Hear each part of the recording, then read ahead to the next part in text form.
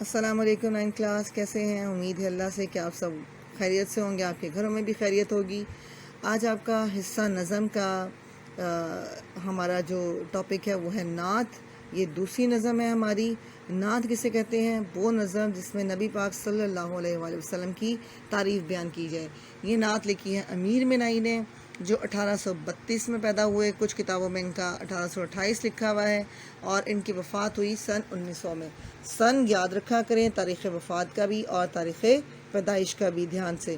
اور نعت میں بہت سے شعراء ہیں جنہوں نے نعت لکھی ہے۔ الفاظ الگ الگ استعمال ہوئے ہیں لیکن مقصد سب کا ایک ہی ہے، یعنی ہمارے نبی پاک حضرت محمد صلی اللہ علیہ وآلہ وسلم کی تعریف بیان کرنا۔ اب یہاں پہ جو امیر منائی نے لکھی ہے نعت، وہ کہتے ہیں کہ صبا بے شک آتی مدینے سے تو ہے، صبا بے شک آتی مدینے سے تو ہے، کہ تجھ میں مدینے کے پھولوں کی بو ہے۔ میں آپ کو مفہوم اس کے ساتھ ساتھ بتاتی جاؤں کہ صبا کہتے ہیں صبح کی ٹھنڈی ہوا کو، کہہ رہے کہ اے صبح کی ٹھنڈی ہوا، ہمیں یہ محسوس ہوتا ہے کہ تیرے اندر بڑی خوبصورت خوشبو ہے، اور وہ خوشبو تیرے اندر کیوں ہے؟ کیونکہ تو صبح کے وقت مدینے سے ہو کر آتی ہے۔ جب تو مدینے سے ہو کر آتی ہے تو وہاں کے پھولوں کی خوشبو، نبی پاک صلی اللہ علیہ وسلم کے جسم کی خوشبو، ان کے جسم معطر کی خوشبو تیرے اندر موجود ہے، اس لیے تو اتنی ٹھنڈی اور اتنی پرسکون اور اتنی خوشبودار ہمیں لگتی ہے۔ سنی ہم نے طوطی و بلبل کی باتیں، تیرا تذکرہ ہے تیری گفتگو ہے۔ اب یہاں پہ شاعر نبی پاک صلی اللہ علیہ وسلم کی تعریف بیان کرنے کے لیے کتنے خوبصورت الفاظ استعمال کرے کہ طوطی اور بلبل۔ طوطی ایک خوبصورت چھوٹا سا پرندہ ہے، خوبصورت آواز والا، اور بلبل تو بہت ہی خوشگلو پرندہ ہے، بڑی خوبصورت آواز میں بولتا ہے۔ تو لیکن ان کی باتیں عام انسانوں کو سمجھ تو نہیں آتی ہیں۔ یہ شاعر کا مقصد صرف اس کی نبی پاک صلی اللہ علیہ وسلم کی اس کی نہیں، نبی پاک صلی اللہ علیہ وسلم کی تعریف بیان کرنا ہے۔ وہ کہہ رہے کہ میں نے ان دونوں پرندوں کی باتیں بھی سنی ہیں، میں نے سنا کہ وہ بھی آپ صلی اللہ علیہ وسلم کا تذکرہ کر رہی ہیں، آپ صلی اللہ علیہ وسلم کی تعریف بیان کر رہی ہیں، جیسے ہم انسان آپ صلی اللہ علیہ وسلم کی تعریف بیان کرتے ہیں درود و پاک کی شکل میں، تو وہ پرندے بھی آپ کی تعریف بیان کرتے ہیں۔ جیوں تیرے در پر مروں تیرے در پر، یہی مجھ کو حسرت یہی آرزو ہے۔ یہ بڑا امپورٹنٹ شعر ہے، پہلا بھی بڑا امپورٹنٹ شعر تھا۔ بورڈ کے اکارڈنگلی یہ شعر اکثر آ جاتے ہیں بورڈ میں۔ یہاں پر شاعر اپنی ایک حسرت بیان کر رہا ہے، ایک شوق اپنا بیان کر رہا ہے کہ میری یہ خواہش ہے، میری زندگی بھر کی، ہر انسان کی کوئی ایک بہت بڑی خواہش ہوتی ہے جس کو وہ پورا کرنا چاہتا ہے۔ تو وہ کہتا ہے کہ میری سب سے بڑی خواہش یہ کہ نبی پاک صلی اللہ علیہ وسلم کے در پہ جاؤں اور وہیں کا ہو کر رہ جاؤں، آپ کے در کی خدمت کروں، وہاں پہ درود و پاک کی نذرانے پیش کروں، اور وہیں پہ مجھے موت آ جائے، میں دوبارہ اپنے ملک میں واپس نہ آؤں۔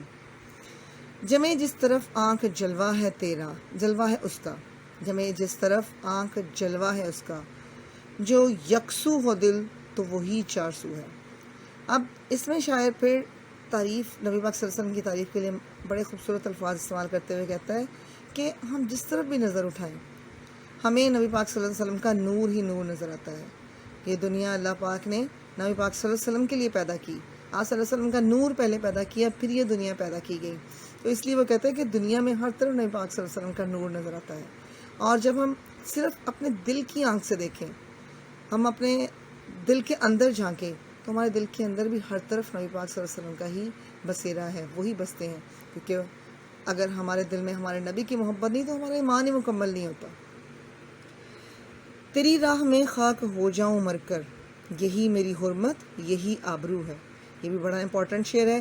اس میں نبی پاک صلی اللہ علیہ وسلم سے محبت کا اظہار کرتے ہوئے شاعر کہتا ہے، امیر منائی کہتے ہیں کہ اے نبی پاک صلی اللہ علیہ وسلم، میں تیری ہی خاطر زندہ رہوں اور تیری ہی خاطر مر جاؤں، تیری آبرو کی خاطر، تیرے نام کی حرمت کی خاطر میں زندہ ہوں، اور اسی کی خاطر میں مر جاؤں گا، کیونکہ اسی میں ہماری عزت ہے، اسی میں ہماری آبرو ہے، اسی میں ہم اچھے مسلمان بن سکیں گے کہ اپنے نبی پاک صلی اللہ علیہ وسلم کا نام بلند رکھنے کے لیے، اپنے نبی پاک صلی اللہ علیہ وسلم کا نام اونچا رکھنے کے لیے ہم اپنی جان دے دیں۔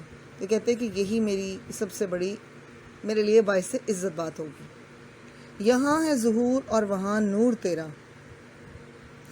مقام میں بھی تو لا مقام میں بھی تو، مکان یعنی محدود دنیا، یہ جو موجودہ دنیا ہے فانی دنیا ہے، اور لامکان اس دنیا کے بعد کی دنیا، غیر مادی دنیا جو ہمیشہ رہنے والی ہے۔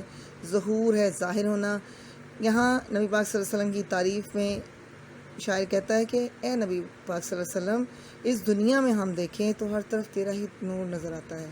ابھی میں نے آپ کو پہلے ہی بتایا کہ یہ دنیا بنانے سے پہلے اللہ پاک نے نبی پاک صلی اللہ علیہ وسلم کا نور پیدا کیا تھا، تو وہ کہتا ہے کہ یہاں اس ظاہری دنیا میں سب سے پہلے تیرا ہی نور ظاہر ہوا، نظر آتا ہے، اور اس دنیا میں بھی جدھر نظر دوڑائیں تو نبی پاک صلی اللہ علیہ وسلم کا جلوہ نظر آتا ہے، اور جب ہم اس دنیا سے رخصت ہو جائیں گے، آخری دنیا میں فانی دنیا کو چھوڑ کر ہم ہمیشہ رہنے والی دنیا میں جائیں گے تو وہاں بھی ہمیں نبی پاک صلی اللہ علیہ وسلم کا نور نظر آئے گا۔ بے داغ، جو بے داغ لالا، جو بے خار گل ہے، وہ تو ہے، وہ تو ہے، وہ تو ہے، وہ تو ہے۔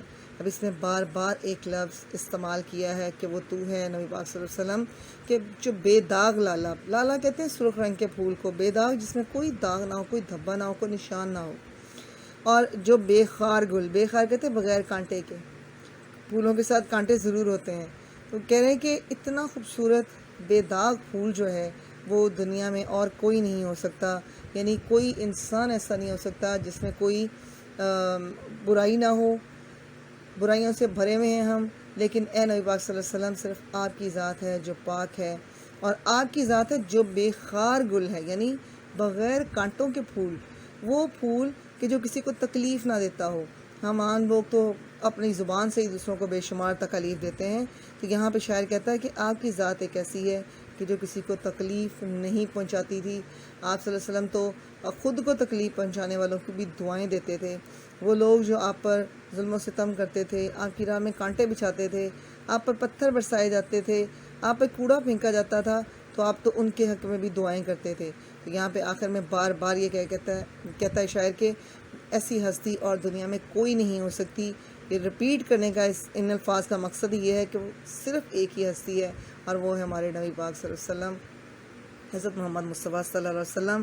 ان کی ذات کے علاوہ کوئی ایسی ہستی نہیں ہے کہ جو دوسروں کو کوئی نقصان نہ پہنچاتی ہو۔ ٹھیک ہے، نعت آپ کو سمجھ آ گئی ہوگی، مفہوم میں نے سمجھا دیا، کل انشاءاللہ اس کی تشریح کریں گے۔ السلام علیکم۔